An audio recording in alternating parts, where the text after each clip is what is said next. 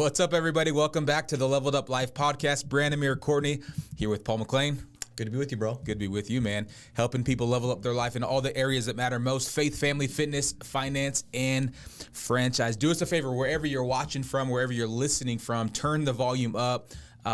Like, comment, subscribe, share this with somebody right now, man. We have been at this, I think it's episode number 71. Yeah. If I was looking 71. And I mean, it's a privilege to sit here with you every single week, bro. And I was reflecting on the way here, just thinking about what we're going to talk about today, which is, the power of reflection. And we're halfway through the year now. It's almost like we're in the locker room at halftime, you know.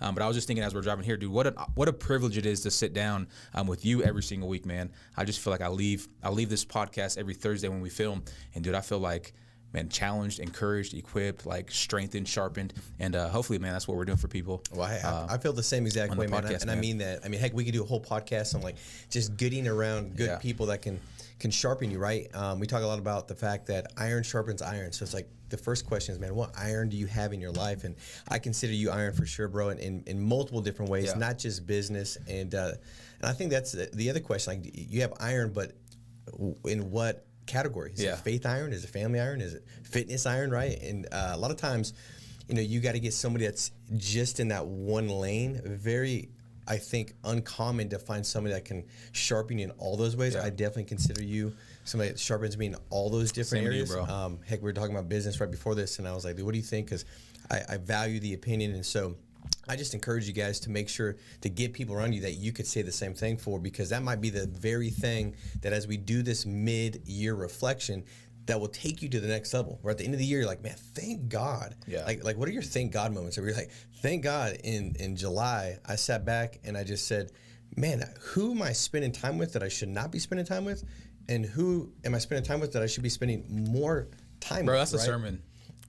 Thank God moments. Yeah. That's a whole sermon right there. Yeah, that was a God thought, because I didn't come up with that. That's good. It's not on my notes, even though I don't really have any notes. We're kind of coming to you raw and making sure we bring it to you the real way. But guys, we're going to really unpack specifically what can you do to make sure that at the end of the year, you look back and say, I hit my goal, right? Because a lot of times we get to a place where great frustration is birthed out of a time where we kind of like are thinking, I think it's too late. I think I messed it up. Or how about those games? I think about soccer. We both coach, and or you get to the end of the game and you're like, I wish I would have just kind of been aware of that like halfway through, because I think we could have won. Or like we're now doing film nights here at the office, and we'll watch film, and it's always interesting how when you're not in the game and you step out of the game and you actually get to see it without the emotions and distractions and things that are taking place, how you see it so differently, right? Yep. We're watching some of the stuff, and I'm like, I didn't know that like Ella always is making those runs, and she leads to a lot of our goals on the left side. Right. And then we start talking like, okay, well what does that change? It changes our strategy. So now we got to change, okay, let's try this person here, try this person there, because we'll win more games if we can play it that way. 100%. And so a lot of what we're going to talk about today, guys, is like how can you heighten awareness to know what's working well, to do that even at a higher level, and what to eliminate, move out, or just completely delegate from what you're doing to get to the place you want to get to. And that's what we're going to kind of. I love that thought, man. I think we went to like the leadership roundtable a couple months back, beginning of the year, and I remember one of the speakers, he said, there's a difference between a player and a coach, right? And the difference is perspective, right? And oftentimes, in our businesses, we're both. Like, we're the player at times, like we're in there doing the work, building the thing, going after, leading the teams. But at other times, we're the coach, like where we have a different perspective that no one else sees, and you see things differently. So whatever area of life you're leading in, whether that's even in your family, like sometimes, man, like as a dad, like, man, we're in the trenches right now pouring into the kids, but there's some times where as a coach, like, you don't get to take time off. You have to go home and you got to watch the film. You got to reflect. You got to game plan for the next day, where the kids aren't necessarily thinking about that, And so I just love that analogy. It's like, hey, even halfway through the year, this is a moment to watch some film, right? I remember in college, every Monday is film day. Like, you don't necessarily practice on those days, but you work out and you watch film. Yeah. Why? To reflect on what just happened and to prepare for what's ahead. And I think sometimes we know the right things to do, but we don't often do them just because they've become like things of the past, or like, I'm not in college anymore, so why would I watch film, right? But I think it's so important to have these moments. And I know we talked about, like, we need to get on this right now because the year's halfway over. And if we don't do this, like, you can't expect what you don't inspect, right? I think Stephen Covey says that. And so you can't have a great expectation for the next 6 months if you can't reflect on the last 6 months, good or bad, right? And so there's some wins that I've definitely had, but there's also some losses, right? There's some mountain highs, but there's also been some valleys. And so what are the lessons that I learned out of those? What are the wins that I've taken out of those? And then how do I apply those to the next 6 months? And I just think that if you don't take time now, typically people will do it at the end of the year, right? It's like, hey, New Year's resolutions, here we go, let's set some goals. But I think if you can add another layer to that, which is midway through the year, man, you're just going to set yourself up for even more success. Because if not, you'll find yourself so far off track, right? It's like we talked about, if you take a plane from here to New York, dude, just a couple little coordinates off, you're in Miami, right? And that might not be a bad thing, but you might also end up in like West Virginia or somewhere in the mountains. And so, so you gotta pause and reflect to see if you're on the right track, going towards the goals that you had for yourself. And so talk about what that means to you. Well, I mean, I started thinking about, like, sometimes we're doing the right thing, but there still needs to be an adjustment for that right thing to actually grow roots and produce the fruit it has for you, but you don't realize it until you reflect and pause. Like, I was thinking about this the other day, like, Parker's 13. And so, like, I have a regimen and routine. We've talked about on the podcast certain things that we do with the kids. And like, for me, connecting with her has been difficult lately. So I still have the concepts, the disciplines that I know will provide fruit for her, right? That'll help her. But it's not hitting, right? Now, I could continue on, and the reality is, since January, I've just kind of continued on, like, acting like it was effective because I know that they're good, opposed to pausing. And I just did this, about a month ago. I paused and said, like, how can I connect with her? Because you can have all the greatest things to communicate and help somebody, but if the relationship isn't there, it won't be received. And so it's like it's the right stuff, but the wrong soil. And so I was like, man, what can I do to connect with her? Because I'm trying to figure it out. Like, on the drive back from school, like, hey, how was your day? Good. And I'll even use, like, great sales tactics, like good, like mirroring. Right. It's like, yeah, good. Like, yeah, good. It's like, yeah, good. Like, it didn't work. Like, I can't get. And so what I realized is, like, she loves to play like ping pong and these other things. And so I'm actually redoing the garage and cleaning it out. I was just telling you about it. So I can specifically put a ping pong table in there because she, like, that's a way where we can connect. Like, right? Like, we go in, we have a good time. Pickleball, same thing. She enjoys it. She's a beast, by the way. Yeah, she is a beast. And so Saturday, like, I went out there and I intentionally did that because those are times where I can actually connect with her. All the other ways that I've tried to figure out doesn't work, but that does work. Now, that doesn't come to me unless I reflect. And how I reflected was like, what have been the moments in the past 6 months that I found the greatest connection with Parker? Well, I thought, like, when we were on vacation at Paradise Point, we were playing pickleball. Like, there was a way to connect.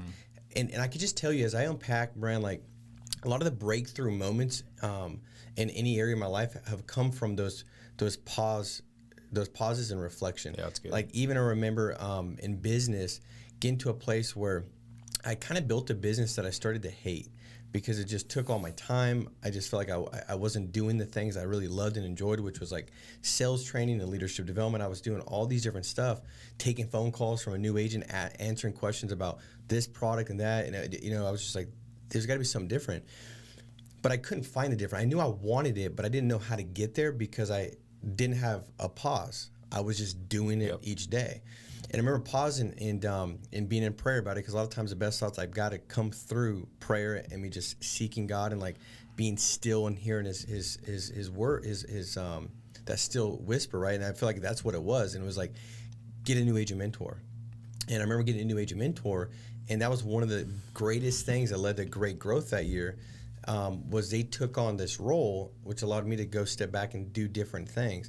And it's been the case for that for every single thing, right? But the pause is essential. Even think about COVID. Like, that was a great national pause. Yeah. Like, dude, you were like, whatever you were doing, like, you weren't doing it anymore when that hit, right? Like, it's funny to think that that was just like 5 years ago, dude. But like, and it's easy to think that like we're back to how weird it was. Yeah, it's a weird time, Dude. It was nuts, and all of a sudden everything shifted and paused, but so many good things came from that pause, like in businesses and like the Zooms and the way people did meetings and like, dude, that allowed businesses to thrive. We started doing telesales. In insurance, dude, that changed everything. So now I'm not driving 5 hours to like Fresno or whatever. I can spend those 5 hours actually with a client on the phone. So many things happen great with a pause. I love it, man. I love that you said you can be doing the good things, but it's landing on the wrong soil. Which, man, I think that's so true, because I think the heart of every leader, especially if you're listening to this podcast, is like you want to get better.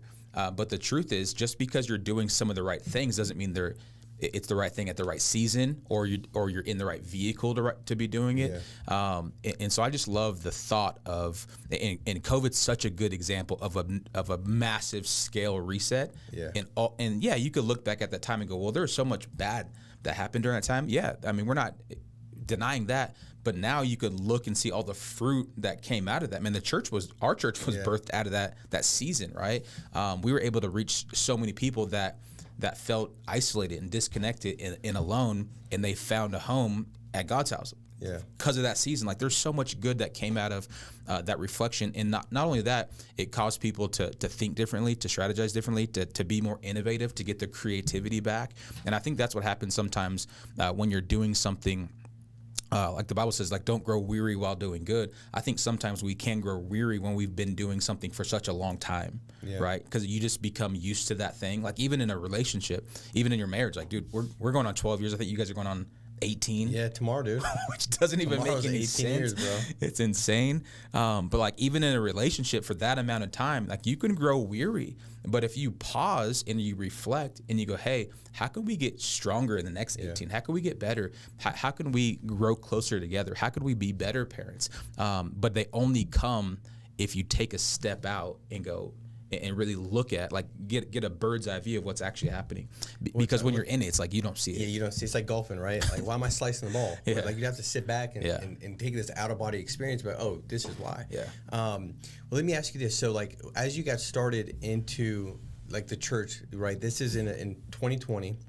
COVID's taking place.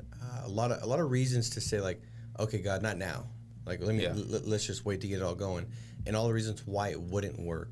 But I believe, like, step one in, like, recalibrating your goals, and this is be for everybody looking at the five F's in your life. Like, what are the chief objectives, the specific goals to accomplish? Like, how did you focus on, like, your desired outcomes? Like, was that what was pulling you? Like, instead of, like, looking at the pain of trying to get going where the odds were stacked against you, like, how did you kind of navigate through that and keep your mind right where you kept moving? That's good. I think number one, I think every good entrepreneur or leader is looking to fill a need in the market, right? And so typically businesses are birthed not because you just have a desire to do something. It's because you've identified a need and you've said, I have the skill or service to fill that need, right? And so I think, especially for us, like, we're a young family. Like, we're surrounded by young families, and I'm looking around at the landscape of the churches from my point of view, right? I can't speak from everyone, but from my point of view, it's like, hey, there's a huge need for young families, for entrepreneurs, for leaders, for, like, people who want to grow with God, but just for whatever reason, like churches aren't meeting that need. And I felt like God put the desire on my heart to begin to fill that need, right? And so I think, number one, you have to have a big enough burden. Like, you have to have a big enough why to push past all the life circumstance. And so it's like, yeah, dude, we should have waited till 2023 to, like, get a building, raise money, like, have leaders in place. Like, of course, that would have been a logical thing, but the faith thing says, hey, step out and allow God to, like breathe His grace on it. You know what I mean? And looking back, it's like, I'm thankful that we did it that way, because it made us tough. Like, it made us, like, no matter what storm comes our way, it's like, hey, we can face it, because, dude, we've done church in a parking lot. We got kicked out of a building our third service. Like, we've ran out of money. Like, we've, like, paid the neighbors rent so we can use their thing for kids care. You know what I'm saying? Like, dude, we've been through a lot of stuff we don't necessarily talk about, but it's like, hey, if you have a big enough burden, a big enough why, you can push past whatever wind, whatever storm, whatever giants coming your way, you know? And so I think that was probably the biggest motivator. It's like, man, we wanted to, people were hungry. People still are hungry. And so I think God just put that desire on the heart to feed them the best way we knew how. You know? I love that, dude. Well, I think for one, it's like, you know, going back and starting back to the why. Yeah. You know, like I love that book that says "Start with Why" by Simon Sinek, because it's like a lot of times we have it so flipped. Like we know what we want, yeah, but it's like, why do you want it? Like I know what I want is to start a church, to have people coming in hearing the word of God. Like I know what I want, yeah. But it's like, well, why do you really want it? And I think it's the same thing right now as at halftime. It's like getting back to the why. Even like a good team, you know, they got to be reminded, like, this is why we're going after it, right? Yep. Like we're going after it because of the people next to you, right? We want to go out there and get the victory for your brothers and sisters that are in this fight with you. And you kind of go back to like, why do we even want this in the first place? Yeah. And I think that's essential, man. I think that's crucial. And the crazy thing is, like, what makes sense to us in the beginning, a lot of times it's not what makes sense to God, because he has an ultimate viewpoint and perspective of what's going on. But as you were talking, I was thinking, like, if we would have waited to 2022 or 2023, I probably don't maybe even buy a building. Right. Because that was a big reason why I stretched myself to get this, because the truth was, I don't know, like, do I need a big building like that? Like, you know, I just sold a business. That was, you know, we were doing a lot less than we did 12 months later, right? 12 months after I sold it, like 5X. So in that moment, it made no sense to get this building. But a lot of that why was like, I felt called, like, hey, we can actually build this out. And so the truth is, dude, if you don't take that step, I maybe don't take the step, and then what's the situation look like in 2023? Like, there's no building, right? Like, so like there's things that, like, you just got to trust, like, God's working it together for good, but we got to make sure we're always focused on the why. Like, why do you 100%. want your family to get better? Like, why do you want your kids to be more obedient? And really unpack that. Okay, you say, well, I want them to be more obedient because that's going to allow them to develop the right character to be blessed by God. Why do you want them to be blessed by God? Well, because we've got this curse that's been in our family where everybody's just been I was disputing my parents and their parents. Like, we've got this strife. Like, so we could be like, whatever it looks like. Why do you want to hit your financial goals? Well, because, you know, I'm going to be able to buy this. Well, why do you want to buy that? Right. Well, because if I buy that, it's going to make me feel this way. Well, why do you want to feel that way? And then you might even be able to unpack and say, well, maybe that's not what I should be doing, because the ultimate why is not that life bearing, right? Yeah. So let me kind of unpack it again. Why do I want to make that money? Well, I want to get financially free. Why do I want to get financially free? Well, because I want to spend more time with your family. Why do you want to spend more time with your family? Because I want to be able to steward them well. And right now I feel like I'm stewarding everybody else well. Okay, that's great. So now you've got that why. Yeah. And I just think that as you do this reflection, good questions lead to good thoughts. Yeah. Where that could be like, where did I waste my time? Where do I need to spend more time? All those kind of things. But also getting back to, like, what are the chief objectives in these different areas of your life? And then why do you really want to hit them? Yeah. Why do you really want to hit them? I think, just to kind of close that loop, you know, God had done so much for our family, for your family, and we had experienced, like, another side of life, like, with God, as opposed to without God. Like, we've done business with and without God. Like, we've done life with and without God, and we had this freshness in us. Like, man, God's really literally changed our whole entire family's life, and we want other people to experience that. Like, so like, that was our why. Like, we want other families and other men of God to experience what we've experienced, and now we're seeing the fruit of that. And I think that like we're talking about the why, the burden, like, why do something great. I think if you look at any great sports team at halftime, especially if someone's, like, losing by a lot, it's like, yeah, you can go in there and you can beat each other up and you can point out what everyone's doing wrong, or you can remind the team of, like, why we're even doing this. Like, what's even the point of trying to fight back and come back the second half? Why even go out here and work so we can get a win? No, it's because we've done all these things in the past. We've sacrificed and we've bled and we've sweat and we've given and we've done all these things. So it's like, it always comes back to the why. And if you can get back to the why you're building that business, why you want the vacation, why you want whatever, why you want to get to know God, like, all this kind of stuff, it really comes back to taking time to reflect on why you're doing it in the first place. And out of that place, new hope, new vision, new creativity, new ideas is birthed for the next 6 months or 6 years or the rest of your life. So good, dude. I mean, that's so powerful, because, you know, it's like the pain, there's always going to be pain for you to go to the next level and go after that goal, right? It's going to take you getting uncomfortable, and if it's not, like, is it really even a goal, right?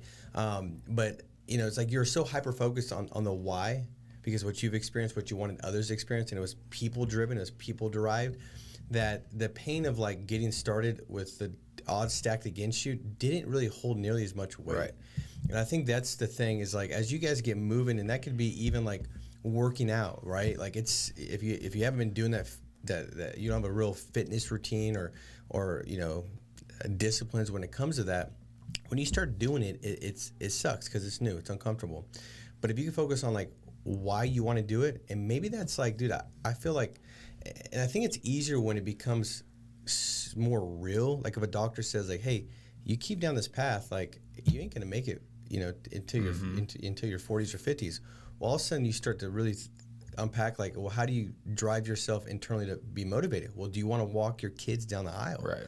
And so now I'm not going to the gym just because I want to go to the gym and be healthy. I'm going to the gym because I want to see my grandkids born. Yeah. I want to walk my kids in the aisle. And then you start really looking at like, if I don't choose to wake up and go to the gym today, some other guy's walking my daughter down the aisle. And then that hits you so much more, the pain of also not doing the thing towards your goal, right? And that it motivates you. And then the payoff is like, man, how is it going to feel to make sure I'm here to walk my kids down the aisle, to be able to see them open up their business, to be able to see them thrive and grow? What is it going to feel like to be able to, you know, invest in other people and do these things? And so now I'm hyper focused on not the pain, the payoff. So a lot of times I think if we can disassociate our pain and diminish it because the payoff is more hyper focused, we do the thing that's going to lead us to that actual desired outcome. And I think that's a big thing. I love it, man. I think when you're talking, it just reminds me of vision, right? It's the ability to see beyond your circumstance. It's the ability to see beyond the pain for the payoff, right? And I think that's a whole nother podcast that we can do, talking about vision for all these different areas of your life, because it's the vision that will keep you going, right? And so whether you're at, no matter where you're at in your year, take some time, pause, reflect. We were just saying right before the podcast, we're gonna do it again ourselves right now, just all the 5 F's. And so hopefully our prayer, our heart is that this podcast is feeding you, is pushing you, is stretching you to level up your life in all the areas that matter most. And so it is halftime right now. Let the next 6 months be the best 6 months of your life. And so again, thanks for tuning in. Yeah, dude. Hey, last thing I'll say with this, because like, get your expectation right too going into it, right? Because like, 100%.